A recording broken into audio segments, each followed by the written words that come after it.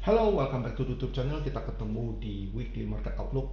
Untuk kali ini adalah pembahasan dari tanggal 15 sampai dengan tanggal 19 April 2024. Dan minggu ini adalah minggu spesial. Kenapa? Karena kita akan membahas what's next untuk gold, terutama setelah situasi yang panas antara Israel dengan Iran.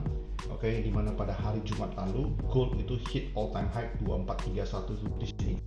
Oke, dan setelah hit all time high ini, all of a sudden market drop secara tiba-tiba. Nah, mungkin ada yang bertanya-tanya, apakah ini hanyalah koreksi yang cukup dalam untuk another all time high, atau ini justru menjadi pertanda awal dari reversal atau pembalikan arah yang seperti yang ditunggu-tunggu oleh para seller di market XAUUSD atau emas. Oke, nah jadi kita akan langsung bahas saja. Bagi saya secara pribadi, drop yang tajam ini adalah tanda awal, ya. Ini adalah first impulse to the downside. Nah, biasanya setelah impulse ini terjadi, ini saya hapus dulu. Ya, setelah impulse ini terjadi, setelah impulse ini, maka yang terjadi next adalah corrective pattern, dan ini dia udah kasih pullback A, ya. Dan saya menunggu pribadi, ya, the best case itu seperti begini, ya, ini A, ini B. Dan kemungkinan ini adalah C, ya. Kalau dia kasih flat pattern, kalau C ini lebih tinggi daripada A, maka ini akan jadi expanding flat, dan we are good. Ini A tadi, ya, dan we are good to go to the downside again. Itu yang pertama. Atau yang kedua, skenario kedua, dia nggak harus kasih expanding flat, di mana B lebih rendah daripada ini di sini, ya. B itu di sini di bawah daripada low daripada ini, ya, impulse to the downside, dan C lebih tinggi daripada A di sini. Dia nggak harus kasih seperti itu. Kita punya flag pattern yang lain, ya. Flag pattern yang lain itu adalah contohnya ini, karena ini sudah A, ya, ini adalah A. Kemudian B itu misalkan dia nggak break di bawah ini, tapi dia turunnya itu slow and messy, lambat, dan biasanya itu lebih pelan, ya, lebih pelan, slow and messy. Di B. Lalu C kalau lebih tinggi daripada A, ya, terutama kalau dia bereaksi dari area ini, fair value gap, ini adalah area fair value gap. Dan dia kasih reaksi drop to the downside, ya, kita akan sell di C, ya. Ini adalah regular flat, atau satu lagi complete corrective pattern yang biasa mungkin terjadi kalau trennya turunnya kuat, yaitu adalah running flat. Nah, bentuk running flat itu adalah impulse to the downside. Lalu ini A, running flat itu adalah B, B-nya itu lebih rendah daripada daripada low di sini, ini A. Lalu C itu nggak harus lebih tinggi daripada A. Ini adalah running flat. Kalau ini terjadi, we are good to go to the downside, ya. Kita akan ke bawah arahnya. Nah, invalidasi dari semua skenario ini adalah ketika harga kembali break di atas 2431. So, kalau kita mau sell dari harga sekarang ke 2431, itu jaraknya adalah sekitar 700 pips, teman-teman semuanya. So, saya pribadi, saya nggak prefer untuk ambil langkah di sini. Kenapa? Karena risk dan rewardnya itu nggak cukup bagus, ya, tidak atraktif, walaupun saya tahu arahnya ke bawah. Dan kita hanya wasting time kalau kita belum ada complete corrective pattern, kita langsung enter market blindly untuk sell. Nggak usah khawatir, kita nggak akan ketinggalan kereta. Dan surprisingly hari ini, ya, banyak kemarin di weekend yang membahas Senin itu bakal gap. Senin itu bisa jadi all time high lagi, karena pada hari Minggu kemarin, ya, itu sudah terjadi serangan yang sangat gencar dari Iran ke Israel. Namun sebenarnya menurut saya, kalau kita mau membahas berita sedikit, ya, kalau menurut saya gold tidak mengalami gap up yang berarti, ya, karena kalau kita cek di sini, ya, ini saya matikan dulu annotationnya. Kita cek di sini, tadi pagi itu, ya, market open gold itu dibuka di ini, ya, di sini menurut Owanda ini 2344, ya, 2340-an, ya. Di beberapa exchanger itu coba kita add, ya, misalkan XAUUSD dari FXCM, ya, ini ada sedikit perbedaan, ya. Di 2340-an juga nggak kelihatan, ya. Jadi bisa dikatakan nggak ada gap, ya, berdasarkan data dari Owanda dan FXCM. Ini saya hapus saja. Dan Kenapa bisa nggak ada gap? Padahal di hari Minggu lalu itu banyak sekali serangan-serangan dari Iran ke Israel dengan sangat gencar. Jadi menurut saya market baru bakal kasih reaksi untuk lebih panik ya, atau harga gold bakal mengalami kenaikan lebih besar kalau ada serangan balasan dari Israel ya, attack ke Iran atas serangan yang terjadi sebelumnya.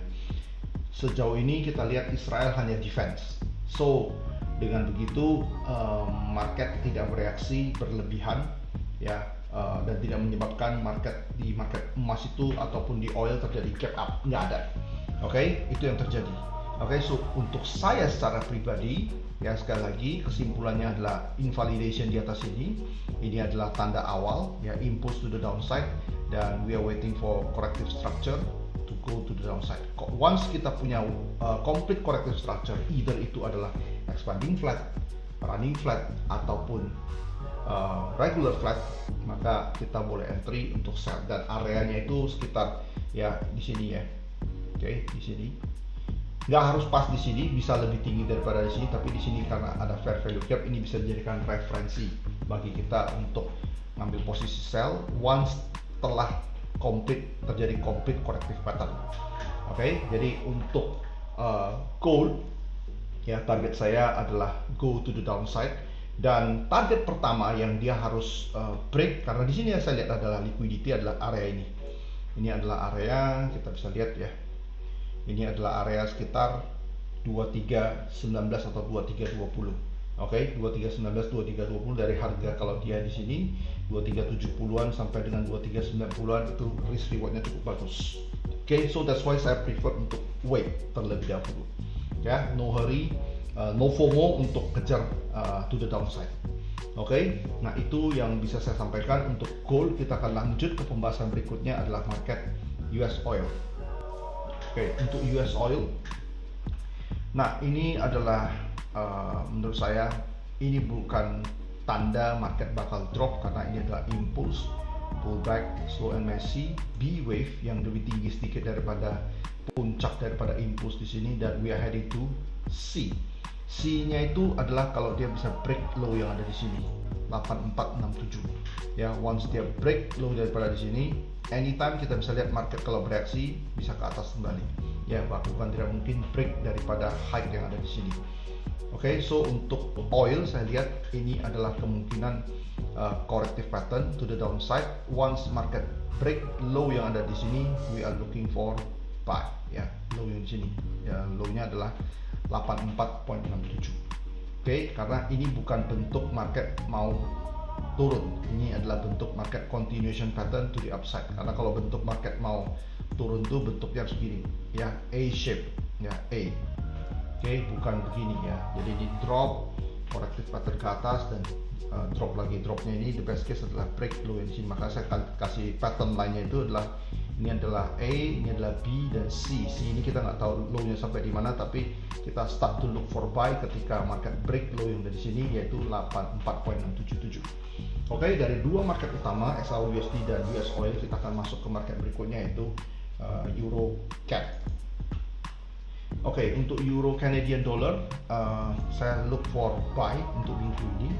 Oke, kenapa saya look for buy? Karena kalian bisa lihat ini drop ya, dia break low di sini, dan di all of sudden kita punya spike di sini ya, dan dia udah break last higher high di sini ya. Oke, last higher high di sini, dan ini market adalah pullback untuk koreksi. Oke, nah harganya adalah, kita bisa lihat ya di sini chart 4 jam ini dia mulai bereaksi di sini ya. Kalian bisa lihat ini drop, kemudian ada long leg ya, long lower shadow, dan market mulai konsolidasi di sini. Dan saya pribadi saya put buy limit di sekitar 4650, 1.4650. Level invalidasinya adalah di bawah ini ya. Oke, level invalidasinya adalah 1.45463. Di bawah ini adalah stop loss saya. Oke, dan targetnya menurut saya adalah to break the stop ya, 1.47644 ya, break the stop atau 1.48 untuk target profitnya. Oke, dari EuroCAD kita bahas ke market berikutnya yang jadi outlook pembahasan saya minggu ini adalah USD Yen. Oke. Nah, USD Yen kalian bisa lihat di sini, ini adalah all time high sebelumnya 15197 dan semua itu di break, kemudian market konsolidasi dan break lagi ke atas, oke.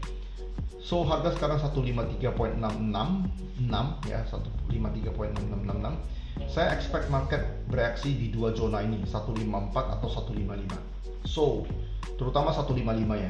Once market dia hit 154 atau 155, saya expect secara personally, karena itu adalah major level, saya expect market ini akan bereaksi dengan kasih reaction to the downside, dan ini bisa jadi adalah top ya untuk to the downside. But don't enter blindly di sini, oke? Don't enter blindly, apalagi enter tanpa stop loss. Oke, jadi bisa aja di 154 dia belum kasih reaksi, atau 154.50 atau 155. Jadi di antara 154 sampai 155 ini saya expect ada reaction to the downside dari USD Yen.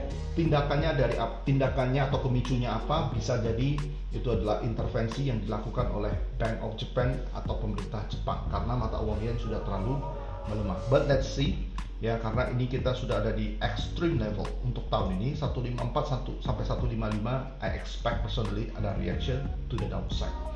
Oke, terakhir untuk minggu ini yang mau saya bahas adalah market US30. Kenapa bahas US30 lagi? Karena US30 saat ini sudah dalam kondisi officially menurut saya adalah downtrend. Kenapa saya katakan downtrend? Karena ini adalah trend channel up sebelumnya. Dia all time high di sini 40.062 menurut info dari Skilling di sini. Oke ya, data dari Skilling. Dan setelah ini kalian bisa lihat ya, drop up, dan ini adalah downtrend. Kenapa downtrend? High, higher low, higher low, higher low, ini low, lower low, lower low, lower low. Oke, jadi apabila minggu ini terjadi corrective pattern, either di area kotak hijau ini 38.200-an, 270-an sampai 38.500-an, ini adalah area yang good untuk mengambil posisi sell.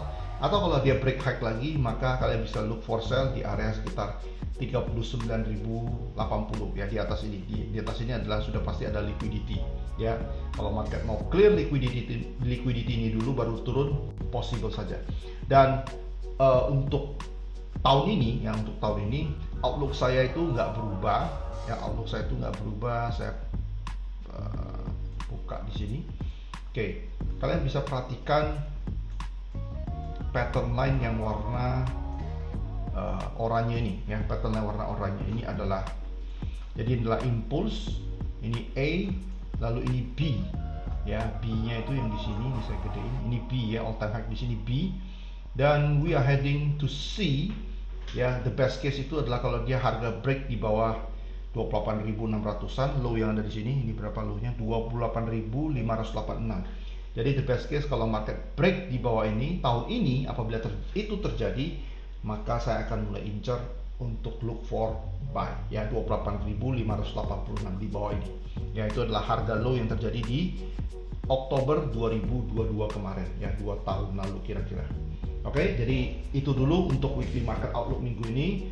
All the best for your trade ya, see you again soon. Sampai ketemu lagi di update berikutnya. Bye bye.